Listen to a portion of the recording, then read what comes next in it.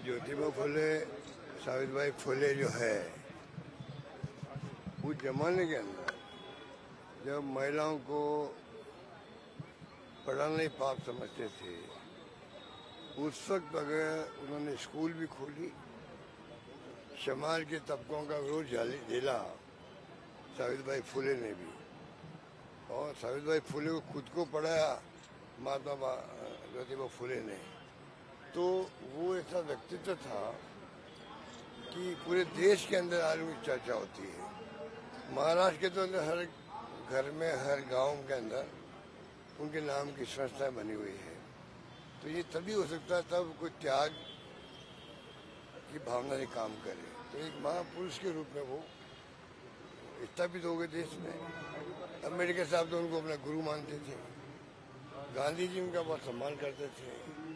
ऐसा व्यक्तित्व का जब जन्म दिवस हो या पुण्यतिथि हो तो पूरा समाज इकट्ठा भी होता है। 36 कौम के लोग आते हैं। अभी राहुल गांधी जी ने बिहार में गए थे सामाजिक न्याय मंच की मीटिंग के अंदर, उन्होंने वहाँ ज्योतिबा फुले सावित्रीबाई फुले की फोटो को बताया ये होता है जो पति पत्नी ने मिलकर के समाज में सोशल सिक्योरिटी के लिए,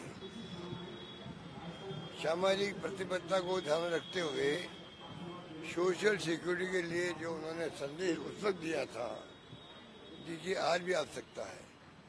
तो मुझे गर्व है कि आज हमारे सब लोग इकट्ठे हुए, 36 कौम के लोग यहाँ पर हैं, माली समाज के लोग भी हैं, जो वो माली समाज से थे वो।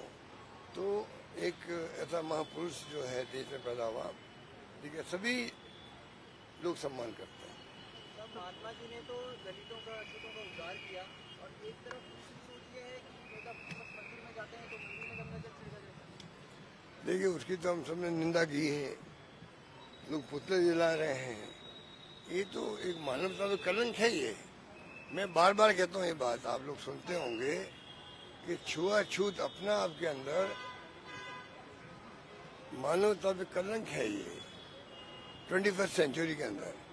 और मैं तो यहाँ तक जूली साहब ने शायद कहा था असेंबली के अंदर, RSS संगठन जो अपना आपको कहता है हम सांस्कृतिक संगठन के लोग हैं, हमें राजनीति से कोई मतलब नहीं है, तो उनको जो है क्यों नहीं वो आगे आकर के ये काम हाथ में ले कि भाई हम लोग अभियान चलाएंगे पूरे देश के अंदर। आज हमारी जो विचारधारा के लोग हैं वो सत्ता में हैं, बीजेपी वाले, हमारे लिए अच्छा मौका है ये, हम छुआछूत को समाप्त करके रहेंगे। ये RSS के मोहन भागवत जी, उनके नेता आगे आगे क्यों नहीं कह रहे हैं? अगर वास्तव में मानते हैं कि दलित वर्ग के लोग भी हिंदू हैं, अगर ट्राइबल के लोग भी हिंदू हैं, आदिवासी लोग हिंदू हैं, सबको हिंदू मानते हैं, तो हिंदुओं के साथ में आपस में जो छुआछूत हो रही है उसकी जिम्मेदारी किसकी पड़ती है? सबसे ज्यादा वैसे पूरे समाज की है। और RSS क्योंकि सरकार आज उनके बीजेपी की जिनको सपोर्ट करते हैं, तो इससे अच्छा मौका उनके लिए क्या आएगा? सब काम छोड़ करके RSS देश को आह्वान करे कि हम चाहेंगे हिंदू जो आपस में हैं वो कोई छुआछूत की भावना नहीं रखे। अब मंदिर में आप जाओ और गंगा जल धो रहे हो, ये बीजेपी की RSS की मानसिकता को प्रकट करता है। ये हमारा आरोप है। अगर वो हमारा आरोप गलत है तो RSS को प्रतिक्रिया देनी चाहिए। अगर हमारा आरोप गलत है तो RSS को आगे आना चाहिए, रिएक्शन देना चाहिए, बीजेपी को रिएक्शन देना चाहिए कि अशोक गलत बोल रहा है, हम छुआछूत के खिलाफ हैं और छुआछूत को हम किसी कीमत में बर्दाश्त नहीं करेंगे। कोई कौम, कोई धर्म के लोग करते हो छुआछूत, वो मानवता में कलंक है।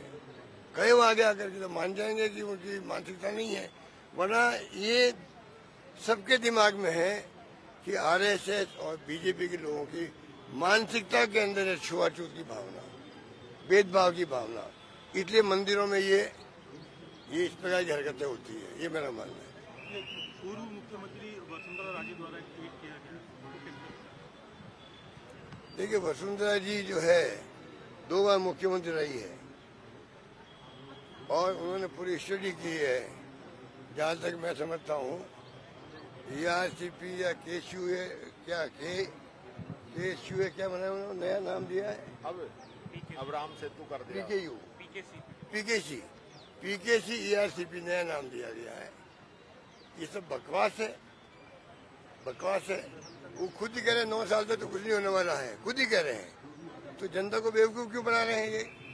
और वसुंधरा जी को मालूम है कि PKCU और ERCP का जो नया एग्रीमेंट हुआ है उसमें कोई दम नहीं है, 10-15 साल भी नहीं आने वाला है। खाली उन्होंने जो मेरी शिकायत वसुंधरा जी ये है कि जो 2 बार मुख्यमंत्री रही है वो खाली झालावाड़ की बात कर रही है कि झालावाड़ में पानी नहीं आएगा। ये गलत है। उनको पूरे PKC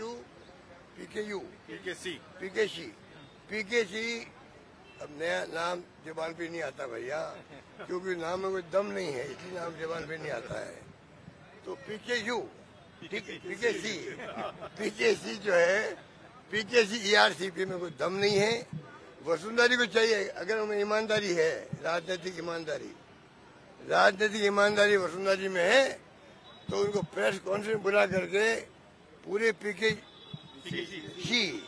और ERCP जो नया एग्रीमेंट हुआ है उसके बारे में पूरी प्रेस को बताना चाहिए कि वास्तव में इसमें दम है, या जो वसुंधरा जी जब मुख्यमंत्री थी तब ERCP बनी थी, हमारी गवर्नमेंट आई, हमने कोई छेड़छाड़ नहीं करी, वसुंधरा जी के प्रस्ताव को हमने आगे बढ़ाया।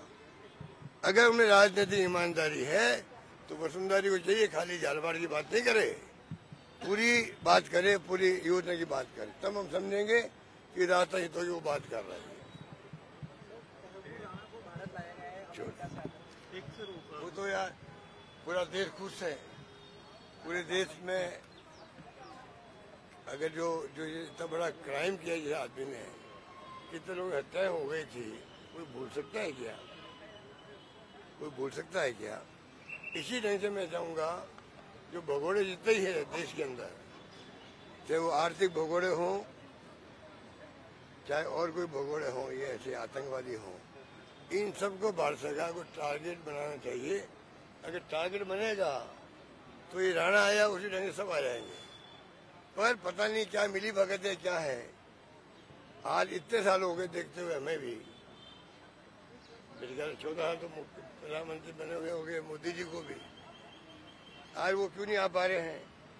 अगर इनकी इच्छा शक्ति होगी वो भी कभी कभी आएंगे, मेरा मानना, उनको इसके लिए प्रयास करना चाहिए। सर एक छोटा सा, गुजरात अधिवेशन के बाद गुजरात अधिवेशन का क्या असर देखने को मिला, क्या संकल्प लिए? बहुत शानदार